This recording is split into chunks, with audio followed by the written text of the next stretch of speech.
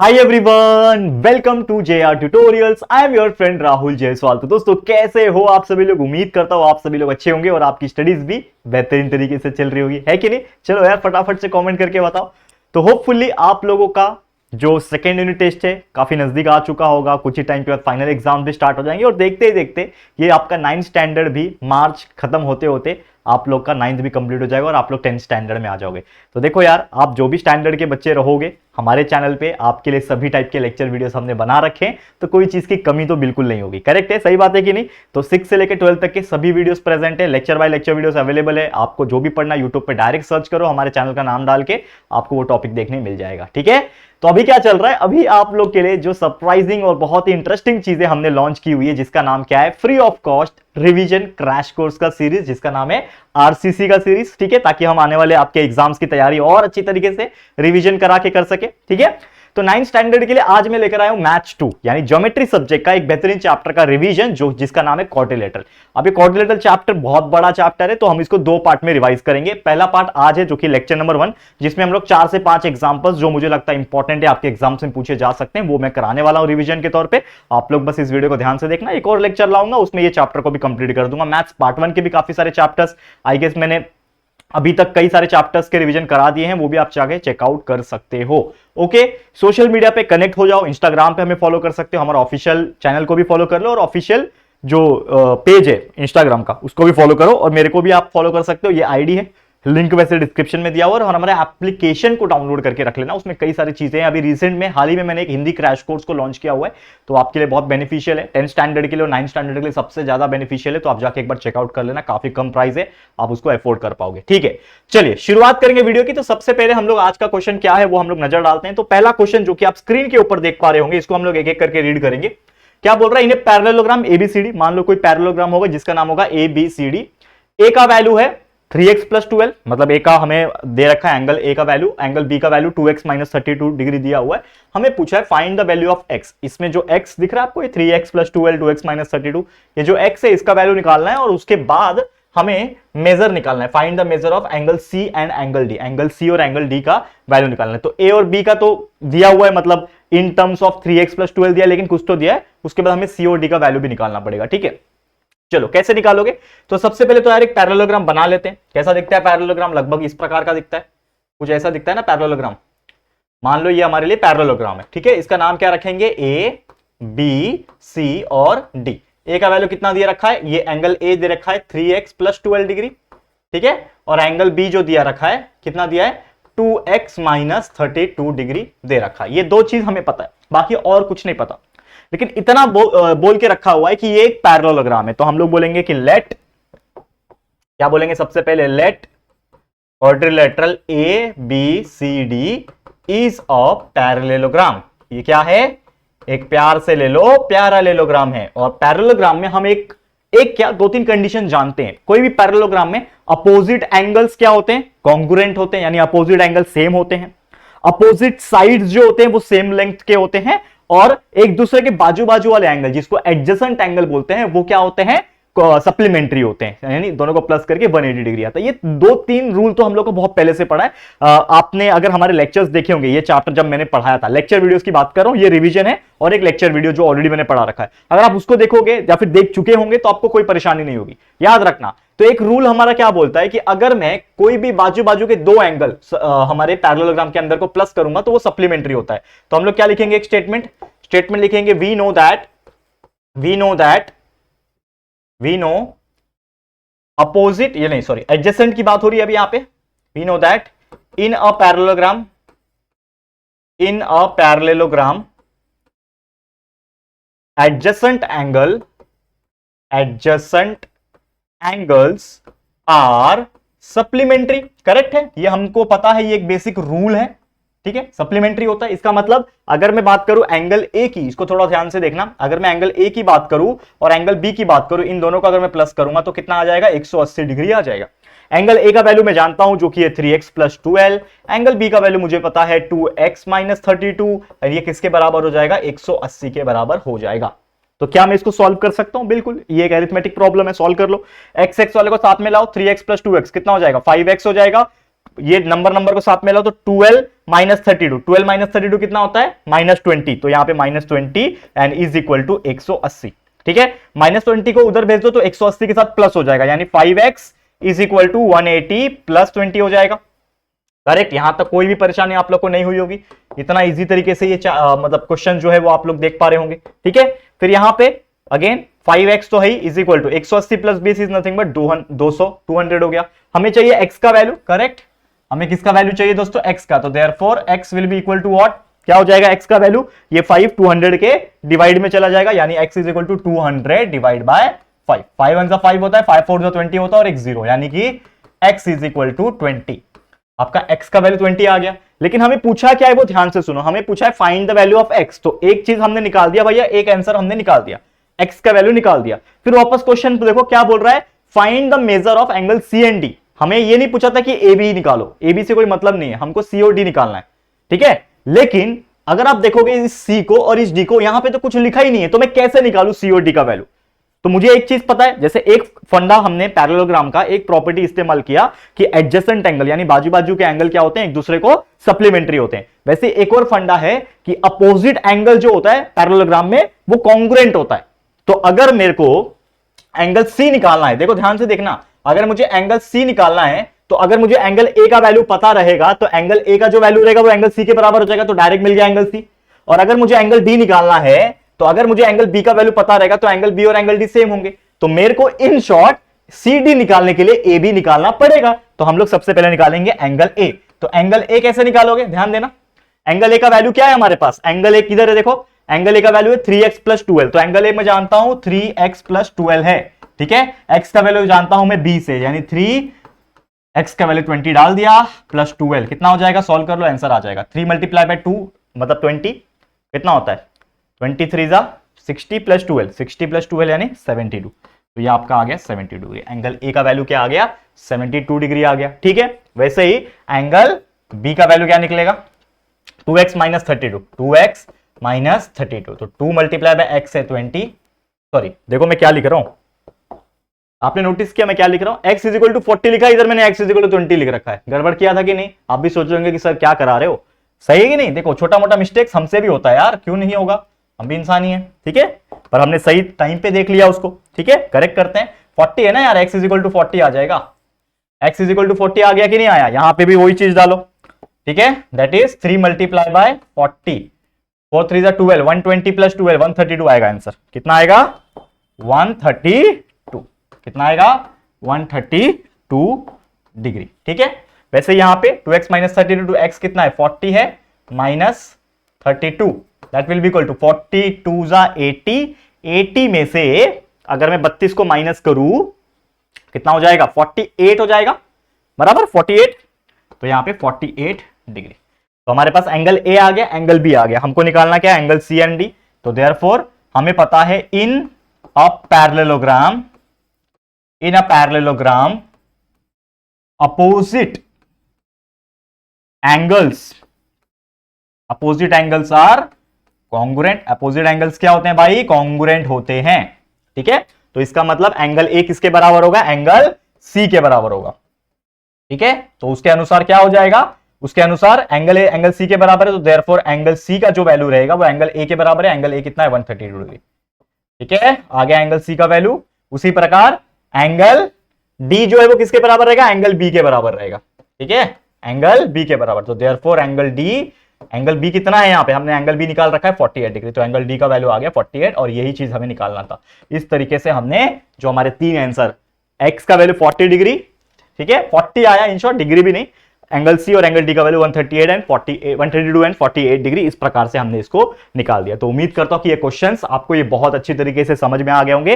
Fast तरीके से मैंने कराने की कोशिश की है, लेकिन इसको देखने के बाद जितना हो सके प्रैक्टिस करना, तभी जाके मजा आएगा आप लोग को। ठीक है, चलिए आगे बढ़ जाते हैं, नेक्स्ट क्वेश्चन पे चलते हैं। अगला क्वेश्चन क्या बोल रहा है, diagonals of a parallelogram intersect each other at point O. If AO is equal to 5, BO is equal to 12, AB is equal to 3, then show that ABCD is a rhombus. हमको बोल रहा है कि भाई ऐसे ऐसे चीजें हमको दी हुई है।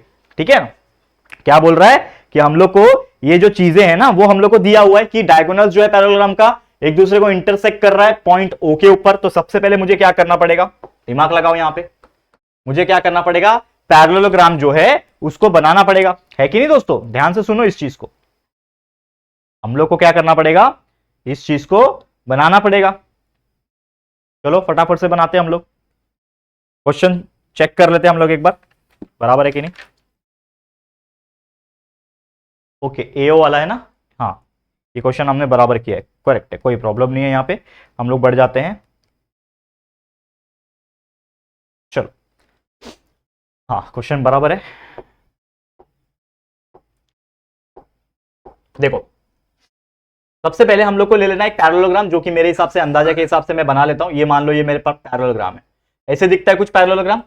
हमको क्या बोल रहा है कि डायगोनल्स ऑफ ए पैरेललोग्राम, ये पैरेललोग्राम आपने बना लिया। अब इसके डायगोनल्स होंगे ऑब्वियसली, जो कि क्या बोल रहे हैं, इंटरसेक्ट ईच अदर। मेरे को स्केल लेना है और कुछ करना नहीं है, जो डायगोनल्स होंगे वो बना देना है एक दूसरे के अगेंस्ट में।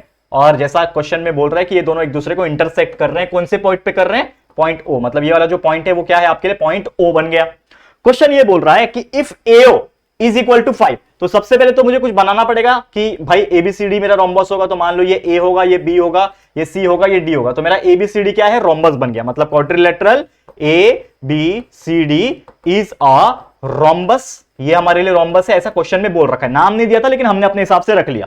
अब डायगोनल में एओ का वैल्यू 5 है, यानी एओ का जो वैल्यू है, यहां पे ध्यान देना, मैं थोड़ा अलग कलर ले लेता हूं। यहां पे एओ का वैल्यू 5 है, इतना ए से लेके ओ, यानी इतना वैल्यू 5 है। बीओ का वैल्यू कहां दिख रहा है, बीओ, बीओ का जो वैल्यू है कितना दे रखा है, 12 दे रखा है, ठीक है, दे दिया। ए बी का वैल्यू, ए बी, ए से लेके बी, ये पूरा वैल्यू कितना है, 13 है, दे रखा है। ओके, हमको बोल रहा है कि a show that ABCD is a rhombus. हाँ, हमको ना एबीसीडी रोम्बस प्रूफ करके दिखाना है। तो quadrilateral ABCD is a rhombus, ये क्या करना है, हम लोग को प्रूफ दैट करना है, ये हम लोग को प्रूफ करके दिखाना है। हम लोग को अभी तक ये नहीं मालूम है कंफर्म कि वाकई में ये रोम्बस है कि नहीं, बस इतना बोल रखा है कि एक पैरेललोग्राम है और पैरेललोग्राम में भाई इंटरसेक्ट कर रहा है उसके डायगोनल्स, बीच का पॉइंट ओ है, इतना इतना एओ का वैल्यू है, इतना इतना बीओ का वैल्यू और इतना इतना इसका वैल्यू है, ठीक है ना। ये हम लोग को दे रखा है, करेक्ट है कि नहीं। ओके, अब मैं यहां पे देखो ध्यान से, अगर मैं कुछ वैल्यू यहां पे निकालने की कोशिश करूं, जैसे एग्जांपल के तौर पे अगर आप देखोगे तो ये 90 डिग्री तो बन रहा नहीं है कि पाइथागोरस थ्योरम लगाएंगे, क्योंकि यार पैरेललोग्राम में ये जो एंगल बन रहा है वो लगभग 90 से छोटा बन रहा है, तो मैं पाइथागोरस थ्योरम तो इसमें लगा नहीं पाऊंगा। लेकिन मैं एक चीज कर सकता हूं कि अगर मैं यहां पे सिर्फ और सिर्फ एओ का वैल्यू लेता हूं, उसको स्क्वायर करता हूं, और बीओ का वैल्यू लेता हूं, उसको स्क्वायर करता हूं। देखो ध्यान से क्या होगा, एओ का वैल्यू है 5, तो इसका स्क्वायर, प्लस बीओ का वैल्यू मेरे पास 12 है, यानी 12 का स्क्वायर। इसका वैल्यू कितना आता है मैं चेक करता हूं, 25 plus 144 that is nothing but 169। इसका वैल्यू कितना आ रहा है, यानी एओ का स्क्वायर और बीओ का स्क्वायर, ये सभी का जो वैल्यू है वो मिला के कितना आ रहा है, 169 आ रहा है। करेक्ट है कि नहीं, करेक्ट है। और ये जो ए बी है, देखो ध्यान से, ये जो ए बी है, अगर मैं सिर्फ इसका स्क्वायर निकालू, इसको मैं मान लेता हूं इक्वेशन नंबर 1, ठीक है, और सिर्फ यहां पे मैं ए बी लेता हूं, तो ए बी का वैल्यू जो है और उसका स्क्वायर करो तो ये हो जाएगा 13 का स्क्वायर, जो कि हो जाएगा 169 अगेन। ये इसको मान लो इक्वेशन नंबर 2। और अगर आप ध्यान से देखोगे तो ये ए बी का स्क्वायर जो आ रहा है 169 आ रहा है, और ये एओ का और बीओ का स्क्वायर आ रहा है, वो कितना आ रहा है, वो भी 169 आ रहा है। इसका मतलब मैं क्या बोल सकता हूं कि मैं ये बोल सकता हूं कि फ्रॉम इक्वेशन नंबर 1 एंड 2 हम लोग क्या बोल सकते हैं कि ये जो ए बी का स्क्वायर है वो किसके बराबर है, इस एओ के स्क्वायर के प्लस बीओ के स्क्वायर के बराबर। और ऐसा कब होता है, जब कोई ट्रायंगल राइट एंगल ट्रायंगल हो और जब पाइथागोरस थ्योरम लग रहा हो। तो हम लोग क्या बोल सकते हैं, इसका मतलब क्या हुआ कि ये जो एंगल होगा एओबी, मतलब ट्रायंगल जो होगा ये, ठीक है ना, ओएबी या फिर एओबी जो भी होगा, ये क्या होगा, एक राइट एंगल होगा। तो हम लोग क्या बोल सकते हैं, देयरफॉर ट्रायंगल, क्या नाम है, AOB is a right angled triangle. क्यों, कन्वर्स ऑफ पाइथागोरस थ्योरम, हमने पढ़ा हुआ ये चीज, converse of Pythagoras theorem, converse of Pythagoras theorem. Pythagoras theorem क्या बोलता है कि जब कोई ट्रायंगल 90 डिग्री हो तो उसका हाइपोटेनस का square is equal to sum of the remaining side होता है। लेकिन यहां पे तो पहले ही आ गया कि भाई ए बी का square is equal to sum of the remaining side का स्क्वायर। तो इसका मतलब ये अगर ऐसा है तो ऑब्वियसली ये जो ट्रायंगल होगा ये एक राइट एंगल ट्रायंगल होगा। तो हम लोग ने ये बता दिया कि एओबी मेरे लिए क्या है, राइट एंगल ट्रायंगल है। और अगर मेरा एओबी राइट एंगल ट्रायंगल है, मुझे एक बात बताना, यहां पे ध्यान देना, ये मेरा ट्रायंगल एओबी, मतलब ये ट्रायंगल अगर राइट एंगल ट्रायंगल है, इसका मतलब ये जो एंगल ओ होगा, ये जो मेरा एंगल ओ होगा वो क्या होगा बताओ मेरा। इसका मतलब मैं बोल सकता हूं कि एंगल ओ जो होगा, या फिर मैं एंगल AOB की बात करूं, डायरेक्ट लिखूं अगर मैं ऐसा, तो उसका वैल्यू कितना होगा, 90 डिग्री होगा, क्योंकि राइट एंगल ट्राइंगल है तो एंगल AOB का वैल्यू कितना होगा, 90 डिग्री होगा। और मैं क्या बोल सकता हूं कि ये जो AO है वो इस BD के लाइन पे क्या होगा, परपेंडिकुलर होगा। AO जो है इस BD वाले लाइन पे क्या हो जाएगा, परपेंडिकुलर होगा। और अगर ऐसा होता है तो मैं क्या बोल सकता हूं कि भाई ये 90 डिग्री होगा तो ये भी 90 डिग्री होगा, और ये भी सिमिलरली 90 हो जाएगा, ये भी सिमिलरली 90 हो जाएगा। तो इसका मतलब हम लोग क्लियर कट क्या बोल सकते हैं कि ये जो क्वाड्रिलेटरल है ABCD, ये क्या हो जाएगा, एक रोम्बस हो जाएगा, क्योंकि रोम्बस में ही ऐसा होता है। रोम्बस का मतलब क्या होता है, इस प्रकार का शेप जिसमें आपके जो डायगोनल्स होते हैं उसका जो भी पर्टिकुलर एंगल बनता है वो होता है 90 डिग्री। तो यहां पे भी तो वही बनता हुआ नजर आ रहा है, करेक्ट है कि नहीं, समझ में आ रहा है। तो हम लोग क्या बोल सकते हैं कि यहां पे ये पूरा का पूरा जो AO है, या फिर मैं बोल सकता हूं ये पूरा का पूरा AC बोल लो, ये पूरा पूरा A से लेके C जो है ये परपेंडिकुलर है ना आपके पूरे के पूरे BD से। तो क्लियरली बोल सकता हूं कि देयरफॉर आपका ABCD इज ए रोम्बस। इस प्रकार से मैं बता सकता हूं, और यही चीज हमें प्रूफ करना था कि शो करके दिखाओ कि ABCD एक रोम्बस है, और ये हमने प्रूफ करके दिखा दिया। क्लियर, समझ में आ गया। तो ये था हमारा दूसरा क्वेश्चन आज के लिए। उम्मीद करता हूं ये क्वेश्चन भी आपको रिवीजन हो गया होगा। अब हम चलते हैं हमारे अगले टाइप के क्वेश्चन की तरफ, चलेगा।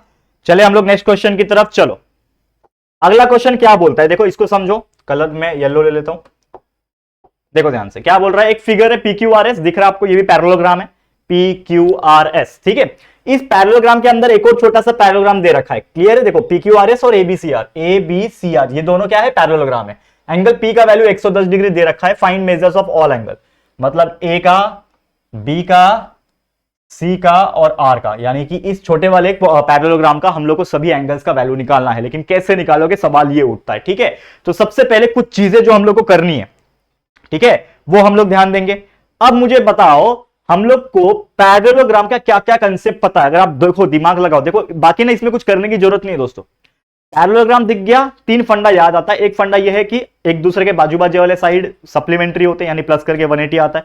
एक होता है कि अपोजिट एंगल्स जो होते हैं वो ये होते हैं कॉन्ग्रुएंट होते हैं, यानी सेम सेम होते हैं, ठीक है। और या तो अपोजिट साइड जो होते हैं वो कॉन्ग्रुएंट होते हैं। तो यहां पे मुझे जो चीज पता है वो मैं इस्तेमाल करूंगा। मुझे एक ही एंगल दिया, एंगल P, तो एंगल P जितना है उतना ही एंगल मेरा R होगा, तो मेरा डायरेक्ट R निकल गया।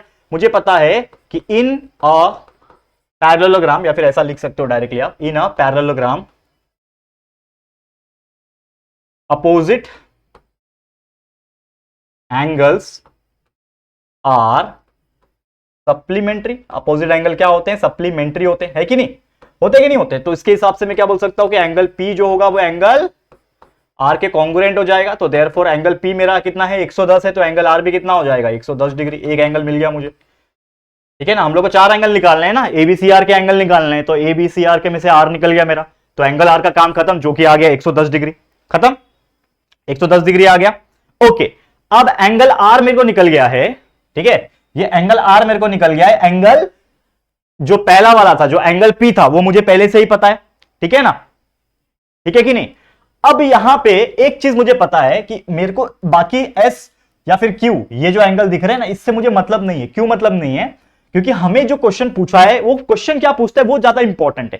क्वेश्चन ये पूछता है कि आपको सिर्फ इस छोटे वाले पैरेललोग्राम के जो भी एंगल से वो निकालना है। तो मेरे को एंगल R मिल चुका है। अगर मैं एंगल R के बाजू वाला एंगल जो एंगल A है उसको मुझे निकालना है, तो मुझे वो भी पता है। कैसे निकालूंगा मैं, मुझे पता है कि इन पैरेललोग्राम, क्या नाम है उसका भाई, इस पैरेललोग्राम का नाम क्या है, ABCR। अगर मैं इस पैरेललोग्राम ABCR की बात करूं, ठीक है, we know in a parallelogram adjacent angles जो होते हैं, एडजेसेंट एंगल्स आर सप्लीमेंट्री। ये लोग क्या होते हैं भाई, एक दूसरे के बाजू बाजू वाले एंगल सप्लीमेंट्री होते हैं। तो उसके अनुसार क्या हो जाएगा कि एंगल आर एंगल ए के साथ ये हो जाएगा, सप्लीमेंट्री हो जाएगा, मतलब एडजेसेंट है ना, बाजू बाजू। वैसे एंगल आर एंगल सी से भी तो बाजू बाजू में है, उसके साथ भी सप्लीमेंट्री रहेगा। तो मैं क्या बोल सकता हूं कि एंगल आर जो होगा वो एंगल ए के साथ सप्लीमेंट्री होगा। सप्लीमेंट्री का मतलब क्या होता है, प्लस करके 180 आना। तो angle R plus angle A करूंगा तो भी 180 आ जाएगा। और एक और बार, जब एंगल आर को मैं एंगल सी के साथ प्लस करूं तो भी 180 आ जाएगा। एंगल सी के साथ प्लस करूं तो भी 180 आ जाएगा। मतलब दोनों ही केस में अगर मैं प्लस करूंगा बाजू वाले एंगल से तो वो 180 आएगा। मुझे बाजू वाला एंगल पता नहीं है, लेकिन मुझे एंगल आर का तो वैल्यू पता है जो कि है मेरा 110 डिग्री। तो एंगल आर के जगह पे मैं 110 लिखूंगा plus angle A is equal to 180। तो therefore angle A will be equal to 180 minus 110। Therefore angle A का वैल्यू मुझे यहां से मिल गया 70 डिग्री। एंगल ए का वैल्यू यहां से मैंने निकाल दिया। उसी प्रकार एंगल आर का वैल्यू मुझे पता है 110 डिग्री, बराबर है कि नहीं। एंगल सी मुझे पता नहीं है, एंगल सी मुझे पता नहीं है, लेकिन 180 पता है मुझे, तो एंगल सी यहां से निकल जाएगा। Angle C will be equal to 180 minus 110, बराबर है कि नहीं। समझ में आ रहा है। तो कितना आ जाएगा, एंगल सी का जो वैल्यू है वो मेरे पास आ गया 70 डिग्री। ठीक है, और ऑब्वियसली एंगल ए का वैल्यू एंगल सी का वैल्यू 70 आ रहा है, बराबर। एंगल ए का वैल्यू 70 आया, एंगल सी का वैल्यू 70 आया, और हम एक चीज जानते हैं सेम आना ही चाहिए, क्योंकि opposite angles are congruent in parallelogram. तो ये और ये सेम आ गए ना ऑब्वियसली। अब एंगल आर भी मुझे तो पता ही है ना 110, एंगल आर भी मुझे 110 पता है, तो क्या मैं इस एंगल को निकाल सकता हूं, बिल्कुल निकाल सकता हूं। वी नो दैट, अगेन वही सेम डायलॉग लिखो, क्या बोलोगे, we know that in a parallelogram, in a प्यार से ले लो, प्यारा ले लो, parallelogram opposite angles are congruent. Opposite angles क्या होते हैं, कॉन्ग्रुएंट होते हैं। इसका मतलब एंगल जो बी होगा वो कॉन्ग्रुएंट हो जाएगा एंगल आर से।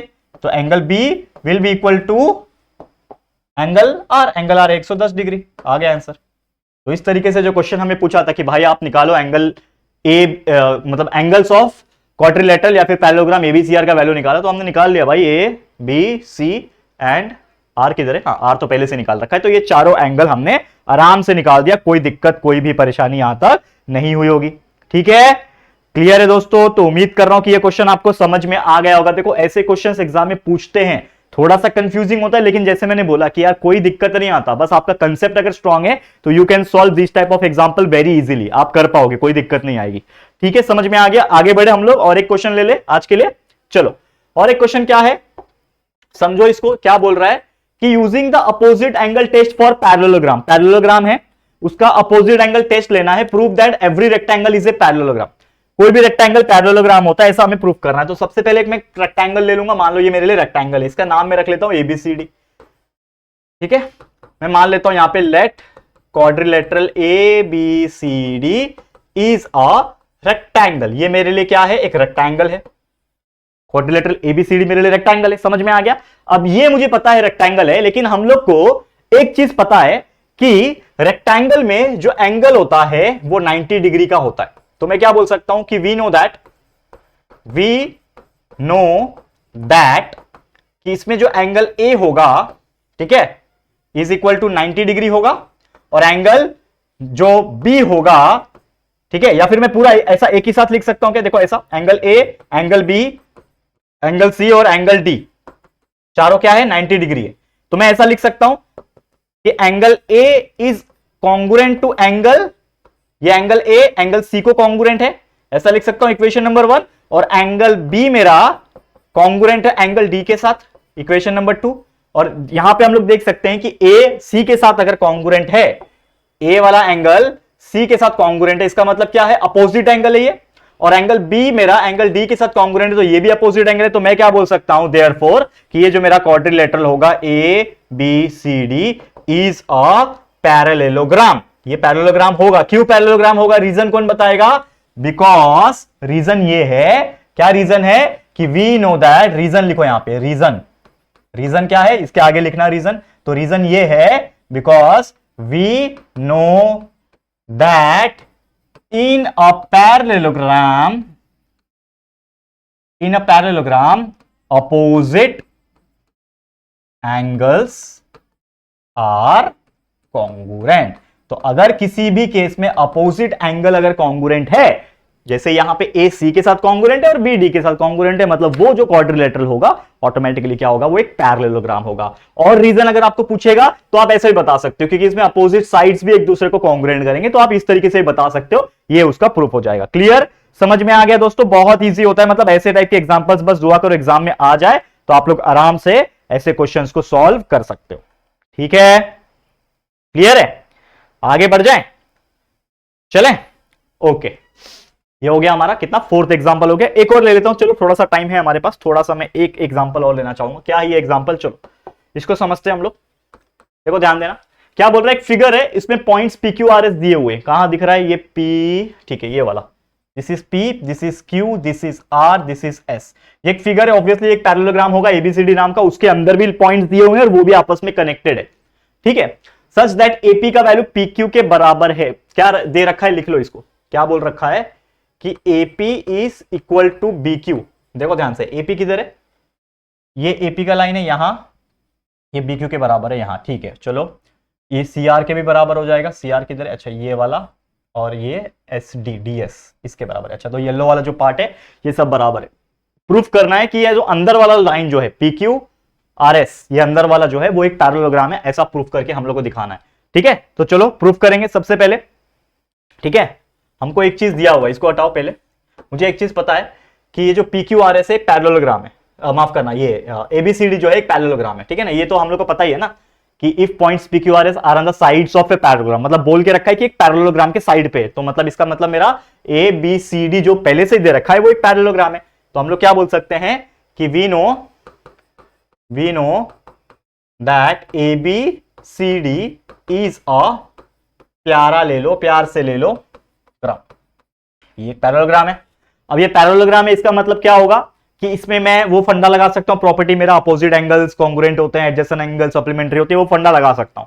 तो मैं इसमें एक फंडा लगाना चाहता हूं कि मेरा जो एंगल ए होगा और एंगल सी होगा ये एक दूसरे को कॉन्ग्रुएंट होंगे, या फिर एंगल डी होगा या फिर एंगल बी होगा, ये दोनों भी एक दूसरे को कॉन्ग्रुएंट होंगे। मैं दोनों में से कोई भी अपना फंडा यहां पे मैं लगा सकता हूं, ठीक है। तो मैं सबसे पहले लगाता हूं बी वाला, दैट इज एंगल बी जो होगा वो कॉन्ग्रुएंट होगा एंगल डी के साथ। ऑब्वियसली देख पा रहे हो आप लोग, एंगल बी मेरा कॉन्ग्रुएंट होगा एंगल डी के साथ, ये दोनों एक दूसरे को कॉन्ग्रुएंट होंगे। रीजन क्यों आएगा, क्योंकि ये अब एक पैरेललोग्राम है, पैरेललोग्राम में अपोजिट एंगल्स एक दूसरे को कॉन्ग्रुएंट होते हैं। लिखना है तो रीजन लिख सकते हो, ठीक है ना। इन अ पैरेललोग्राम लिखना है तो रीजन लिख सकते हो, parallelogram opposite angles are congruent, ऐसा शॉर्ट में लिख दो, कहीं पे समझ में आ जाएगा सामने वाले को, ठीक है ना। कॉन्ग्रुएंट ऐसा लिख देना, तो angle B is congruent to angle D हो जाएगा, ठीक है। और साथ ही में यहां पे और एक चीज देखने मिल जाता है कि ये साइड जो होगा, जितने भी साइड आप देखने मिल जाएंगे, अगर ये पैरेललोग्राम है तो ए बी, ये वाला साइड इस अपोजिट साइड से, डीसी से या फिर सीडी बोलो, जो बोलना है बोल लो, तो ए बी वाला साइड इस डीसी वाले साइड से पैरेलल है या कॉन्ग्रुएंट है, क्योंकि पैरेललोग्राम में साइड्स पैरेलल भी होते हैं और कॉन्ग्रुएंट भी होते हैं। तो ये इससे कॉन्ग्रुएंट होगा, ये वाला साइड एडी ये बीसी से बराबर होगा। तो मैं पहले ए बी वाला लिखता हूं, ऑल्सो ए बी का साइड जो है, या फिर मैं ऐसा साइड लिखता हूं, ये वर्ड लिखता हूं, side A B is congruent to side DC, ठीक है। साइड ए बी जो है मेरा वो साइड डीसी से क्या है, कॉन्ग्रुएंट है, करेक्ट है कि नहीं। अब इसके अनुसार अगर आप देखोगे ए बी मेरा डीसी से जब कॉन्ग्रुएंट है, इसका मतलब A B is equal to DC हो गया ना, in short A B is equal to DC हो गया। लेकिन ए बी क्या है, अगर आप देखोगे इस ए बी को ध्यान से, तो ये ए से लेके पी और पी से लेके बी है ना, ए बी मतलब A P plus P B है। तो ए बी के जगह पे मैं लिख सकता हूं ए पी, कलर चेंज करता हूं, थोड़ा थोड़ा समझेगा आप लोग को। ए बी के जगह पे मैं लिख सकता हूं A P plus P B is equal to, जैसे ये डीसी है तो डीसी भी अगर बात करूं, डी से लेके आर है, फिर आर से लेके सी है, तो ये पूरा डीसी मतलब D R plus R C है, ठीक है। तो इसको मैं D R plus R C लिख सकता हूं, करेक्ट है। तो ये ए बी क्या बन गया, एपी प्लस पीबी बन गया, और ये D R plus R C बन गया। समझ में आ रहा है कि नहीं आ रहा है, बहुत ज्यादा इजी है, ठीक है, क्लियर। यहां तक कोई भी दिक्कत, कोई भी परेशानी आप लोग को नहीं होगी, ठीक है ना। अब यहां पे क्लियरली एक चीज हम लोग को बोल रखा है, क्या, देखो ध्यान से, ये जो एपी का साइड है और ये जो आरसी का साइड है, या फिर सीआर बोल लो आरसी बोल लो, बात तो एक ही है। हमको क्वेश्चन में बोल रखा है कि AP is equal to CR, AP जो है वो सीआर के बराबर है। तो मैं क्या बोल सकता हूं कि एपी अगर सीआर के बराबर है तो ये दोनों एक दूसरे को कैंसिल हो जाएंगे, क्योंकि भाई सेम सेम वाले कैंसिल करते हैं। तो हमारे पास इन शॉर्ट क्या बच रहा है, PB is equal to DR, यही बच रहा है। और ये क्यों आया, रीजन बिकॉज एपी जो था वो आरसी के बराबर था, ये एपी आरसी के बराबर था, इसके लिए कट हो गया और ये सिर्फ इतना बचा कि PB is equal to DR बचा। इसको मैं कुछ नाम देना चाहता हूं तो नाम दे दो, इक्वेशन नंबर 1 देना है, इक्वेशन नंबर 2 देना है, जैसा देना है आप इसको दे सकते हो। करेक्ट है कि नहीं? यहां तक कोई दिक्कत? ठीक है, कोई परेशानी आप लोग को नहीं होगी। ओके, अब मैं क्या करता हूं, देखो मुझे करना क्या है, फिर से रिमाइंडर आपको दिलाता हूं। मुझे करना क्या है, इस PQRS को हम लोग को क्वाड्रिल माफ करना, क्या बोलते हैं इसको, पैरेललोग्राम जो है प्रूव करके दिखाना है। तो अगर आप ध्यान दोगे, मेरे को पैरेललोग्राफ कब मैं प्रूव कर सकता हूं, या तो मेरे पास अपोजिट एंगल कॉन्ग्रुएंट आ जाए, यानी कि मैं कोई एक एंगल PR के बराबर कर दूं, ठीक है ना, तो ये मेरा पैरेललोग्राम बन जाएगा। या तो मैं कोई साइड को, अपोजिट वाले साइड को कॉन्ग्रुएंट बता दूं, तो मेरा ये भी एक फैक्टर हो जाएगा कि अपोजिट जो ये होते हैं साइड के एक क्वाड्रिलेटरल में होते हैं तो वो पैरेललोग्राम होते हैं। तो मुझे वो पता नहीं है, तो अगर मैं थोड़ा सा दिमाग लगाऊं, यहां पे मेरे पास एक ट्रायंगल बनता हुआ नजर आ रहा है, कौन सा, देखो ये PBQ, ये वाला, ठीक है, PBQ, और ये एंगल ये SDR, ठीक है ना, ये दो एंगल बनता हुआ नजर आ रहा है। या फिर आप ये वाला एंगल, ये वाला एंगल, जैसा एंगल आपको कंसीडर करना है आप कर सकते हो, कोई परेशानी नहीं है आप लोग के लिए, ठीक है ना। आपको जो भी एंगल अच्छा लगेगा आप ले सकते हो। तो मैं ले रहा हूं ये वाला, दो वाला जो मैंने ऑरेंज मार्क किया, PBQ, तो मैं लेता हूं इन ट्रायंगल PBQ, एंड ये ले रहा हूं ट्रायंगल, और एक ये लेता हूं जिसका नाम मैं क्या रखूंगा, RDS, ठीक है, ट्रायंगल RDS। इन दोनों ट्रायंगल में, PBQ और RDS में, मेरे को एक चीज तो पता है कि यहां पे एक चीज मुझे पता है कि ये जो PB मेरा साइड है, ये PB जो साइड है वो DR के बराबर है। देखो PB जो है DR के बराबर है, तो हम लोग बोल सकते हैं कि PB is equal to DR। ये कहां से आया, ये फ्रॉम इक्वेशन नंबर 1 से आया, फ्रॉम इक्वेशन नंबर 1। एक चीज और पता है मुझे कि ये एंगल D जो होगा वो एंगल B के बराबर होगा, because of opposite angles parallelogram में कॉन्ग्रुएंट होते हैं, एंगल B और एंगल D कॉन्ग्रुएंट है, ठीक है ना।